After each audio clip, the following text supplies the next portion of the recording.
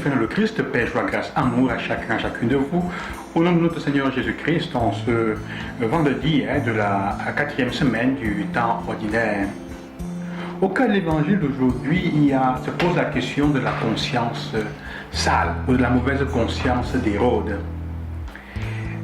En écoutant raconter des miracles que Jésus fait, il se laisse prendre par le fait que ce serait peut-être Jean-Baptiste qui l'a fait décapiter qui est revenu. Sa conscience le juge, comme on dit souvent. Sa conscience ne le laisse pas en paix. La conscience est une chose, disait saint Thomas d'Aquin, la conscience est en fait la voix de Dieu dans notre vie. Dans la vie de chaque être humain, c'est la voix de Dieu qui parle. Évidemment, il faut que les consciences soient éclairées. Mais notre conscience est toujours éclairée. Bien que nous soyons toujours tentés parfois d'échapper de notre conscience, elle nous persécute jusqu'à la fin. Jusqu'à ce que nous prenions au sérieux ce qu'elle a à nous dire. La conscience en nous est comme un sixième sens. On peut dire comme ça de cette façon, non? Une capacité de sentir la vérité pour ce qu'elle est vraiment, de reconnaître la vérité là où elle est vraiment. Et bien que la vie, les choix, le péché, disons comme ça, même si quelqu'un ne le connaît pas, mais qui est lié au fait, effectivement, au fait de vivre contre sa conscience, contre le levier de la conscience, les circonstances, les conditionnements, le fait qu'il puisse, protéger un peu, couvrir ce sixième sens que nous avons au fond, en nous-mêmes continue à raisonner le malaise, comme un malaise, ce qui ne correspond pas à la vérité. Quand tu choisis le pas du mensonge, tu le sens, ton cœur bat fort. Tu n'as pas de paix, tu n'as pas de sérénité. Nous disons souvent, c'est ma conscience qui me juge. C'est le lieu en fait où Dieu est en train de parler, même si tu n'écoutes pas, même si tu n'es pas chrétien. C'est le lieu que Dieu a mis en nous, où lui seul peut entrer et est avec toi. Tu la connais. C'est le signal qui te dit si tu es en train de vivre selon la vérité ou si tu es en train de te tromper et de vivre pour le mal. Voilà pourquoi Hérode ne trouve pas la paix. Et il manifeste sa névrose, sa maladie, si on peut dire comme ça, une névrose que nous avons tous, une forme de dichotomie. Quand d'une part, nous nous sentons attirés par la vérité et de l'autre part, nous vivons contre la vérité. Il prend une position qui semble être ferme quand il n'arrive pas à dire non à la demande de la fille de son amante. Donne-moi la tête de Jean sur un plateau. Il sait très bien, il n'a pas envie de le faire. On va nous dire qu'il est triste. La tristesse est un élément qui te dit que ce que tu es en train de vouloir faire là va contre la vérité de l'être humain et la vérité de ta conscience.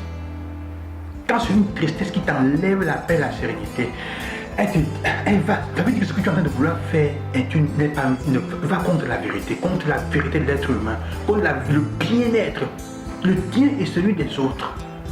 Mais il choisit de rester de ce côté. Pourquoi? Pour protéger son orgueil et pour protéger son image, une image d'ailleurs qui n'est même pas là où elle doit être.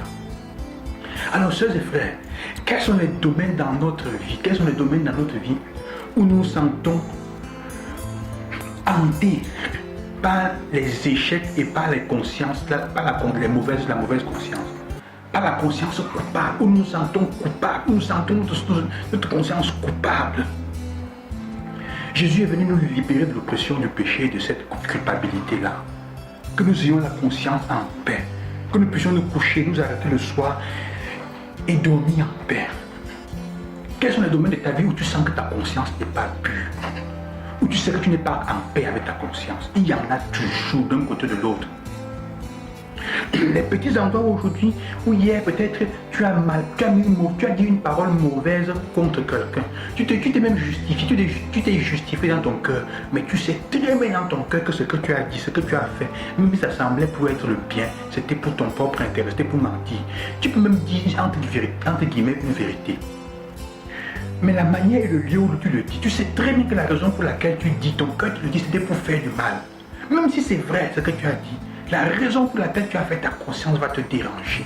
Là où la conscience te dérange, là où tu ne trouves pas la paix, là où tu ne fais pas les choses avec sérénité, et où il y a un aspect de tristesse, ça veut dire que ta conscience n'est pas en paix.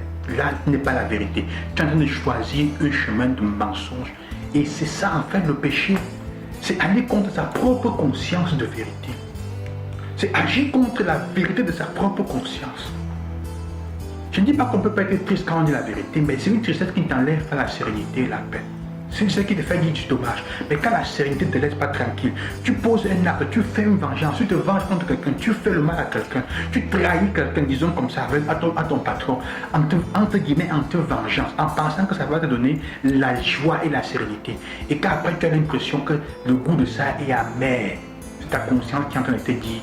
Tu as pensé de faire le bien, tu as pensé même temps, tu es en train de dire que ce que tu as fait est bien, était pour le bien. Mais ta conscience est en train de te dire, tu te mens à toi, mais quelque part tu as fait ça pour le mal.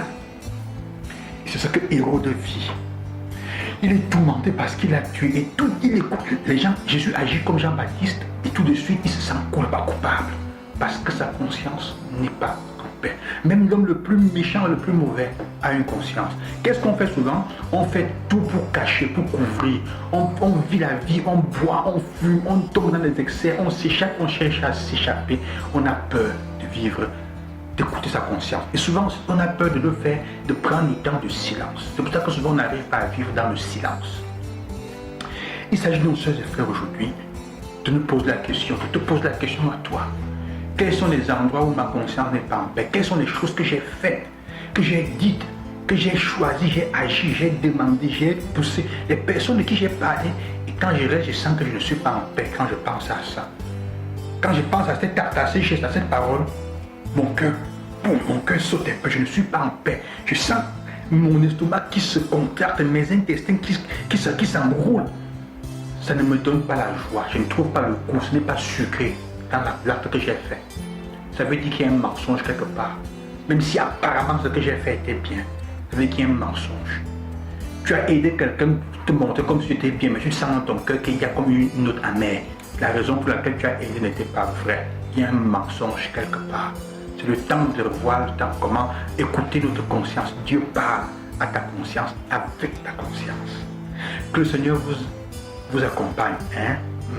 Saint Thomas d'Aquin disait, pour faire comprendre le poids de la conscience, il disait, Saint Thomas d'Aquin disait, si tu choisis d'être chrétien et qu'en conscience, ta conscience te dit que ce n'est pas ça, si tu te pousses et tu t'obliges à le faire, ça veut dire que tu es dans le péché. Juste pour faire comprendre l'importance d'où est-ce que Dieu est présent. Que Dieu vous bénisse et qu'il vous accompagne. Qu'il illumine votre conscience, vos pas. Et je vous bénis au nom du Seigneur. À demain.